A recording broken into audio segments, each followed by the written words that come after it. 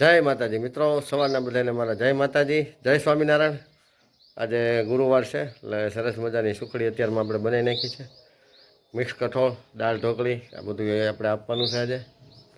અને ત્યાર પછી બપોર પછી પાછું આપણે એક ગાડી ધોવાનો સ્પ્રે લઈ આવ્યા છીએ, એમનું એક આપણે ઉદ્ઘાટન કરવાનું છે, બરાબર।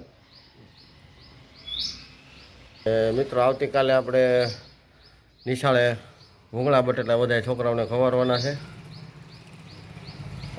અમારો દીકરો આનંદભાઈ એમને ધન્વંતરીની અંદર એક નોકરી મળી ગઈ છે, એ નિમિત્તે ખુશીમાંથી આપણે બધા છોકરાઓને આખી નિશાળને કાલે ભૂંગળા બટેટા આપણે બધાને ખવડાવવાના છે। તો ભૂંગળા બટેટા કાલે આપણે બનાવીશું, આ મારા બ્લોગની અંદર તમને બતાવીશું। ને બપોરે આપણે બરાબર બધાને જમવા ટાણે જ આપણે ભૂંગળા બટેટા આપી દેવાના। એટલે કાલ બધાને કોઈને નિશાળે કહી દીધું ટિફિન કોઈને લઈને આવવાનું નથી, બધાને પેટ ભરીને ભૂંગળા બટેટા ખવડાવવાના છે। મિત્રો ધોરણ 10 અને 12ની આજથી બોર્ડની પરીક્ષા ચાલુ થઈ ગઈ છે। તમામ વિદ્યાર્થીઓ ભાઈઓ તથા બહેનોને મારા તરફથી અગાઉથી શુભકામના। અને આ વર્ષનું 10-12નું રિઝલ્ટ 100માંથી 99.99% આવે એવી આપણે ગણતરી છે આપણા ગુજરાતનું, બરાબર। અને બધાને ઓલ ધ બેસ્ટ। મિત્રો 10-12ના જે બોર્ડના વિદ્યાર્થીઓ છે એમને મારે થોડીક વાત કરવાની છે કે મિત્રો આ જે પરીક્ષા છે ને બિનદાસ આપજો, એમાં કોઈ જાતનું ડરવાનું ગભરાવાનું છે નહીં। અને આજે બોર્ડની અંદર જે કાંઈ સ્કોર આવતી હોય ને જે કાંઈ આવતી આપણને કાંઈ એનું કાંઈ ધ્યાન આપવાનું નહીં, કારણ કે આપણે તો નિષ્ઠાવાનથી લખવાનું છે, આપણે આપણા પોતાની મહેનતથી આપણે પાસ થવાનું છે અને લખવાનું છે।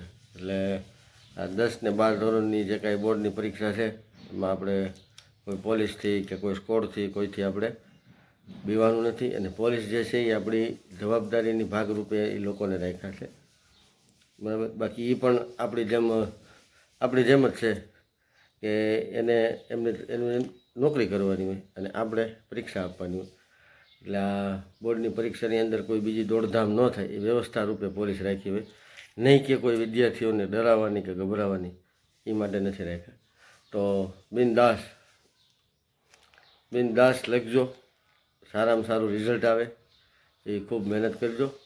મારા તરફથી ખૂબ ખૂબ શુભકામના, મારા બ્લોગ દ્વારા તમને બધાને ખૂબ ખૂબ શુભકામના આપું છું।